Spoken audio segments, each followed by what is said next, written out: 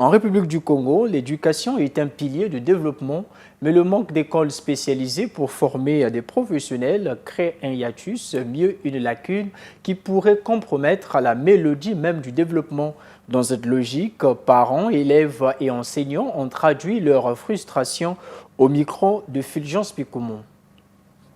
Je suis en classe de 5e. À la fin de mes études, j'aimerais devenir un docteur. Je suis en première D, chez nous là-bas nous faisons les sciences. Du coup, j'étais allée en première D, c'est pour la médecine, pour aider mes parents demain et pour moi-même d'abord, pour moi et ma famille. Si je ne connais encore rien de la médecine, c'est parce que je ne suis pas encore allée à l'université. Je suis en G2. Après le bac, en université, je changerai de filière pour être chef d'entreprise. En matière de système éducatif, le Congo-Brazzaville fait face à un défi de taille. Le manque d'écoles spécialisées. Avec le vieux système à la française où tout est généralisé presque un fourre-tout, en partant du CP1 jusqu'en terminale, en passant par le collège.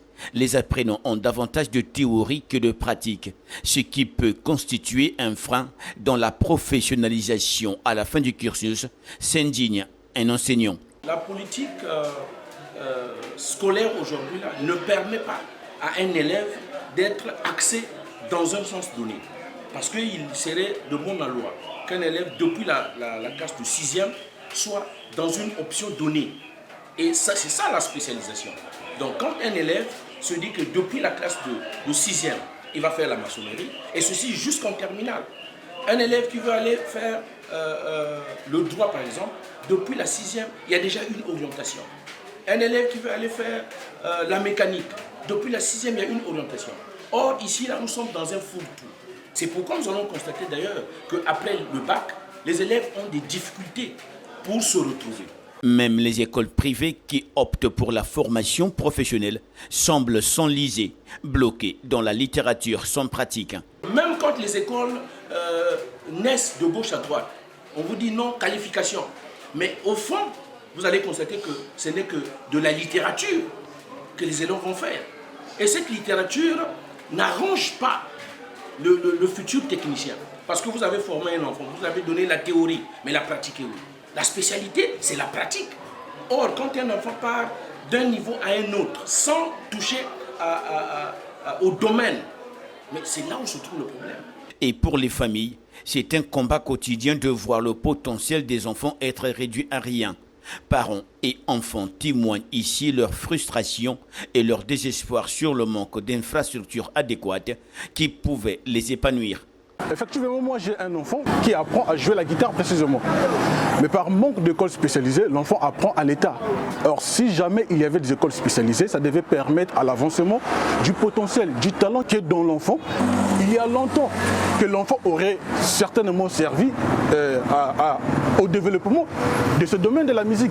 Il y a longtemps que l'enfant devait être un bénéfice, un appui certainement ou une fierté pour la nation. Beaucoup de jeunes qui ont des talents mais qui ont des dons, mais qui ne sont pas mis en avant.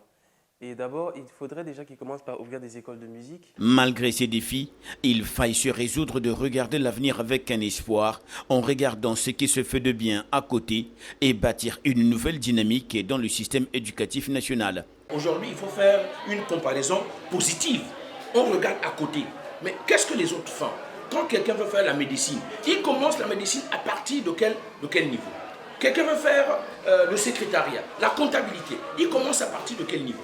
Parce que la chaîne ici nous dit quoi? Formation qui nous donne la connaissance nous amène vers quoi? Vers la compétence, et la compétence nous amène vers le professionnalisme. Donc on ne peut pas parler de professionnalisme sans parler de compétence, sans non plus parler de formation. Donc le point de départ, c'est la formation. Pour cela, la RDC, juste à côté, peut nous servir de modèle. La RDC en est un exemple. Et aujourd'hui, nous allons constater qu'en RDC, dans tous les domaines, il y a des cadres, il y a des docteurs, il y a des spécialistes. Parce qu'effectivement, ils ont diversifié ce système. Et alors, pour eux, celui qui veut prendre une direction donnée a déjà la base. Il sait que je suis dans ce couloir. Les raisons de ce manque sont multiples. Des ressources limitées aux défis logistiques, en passant par le manque de réformes en politique éducative, les obstacles sont nombreux. Espérons que l'UNESCO et la Banque mondiale, en partenariat avec le gouvernement congolais, proposeront aussi des écoles spécialisées à côté de celles qui alphabétisent les enfants.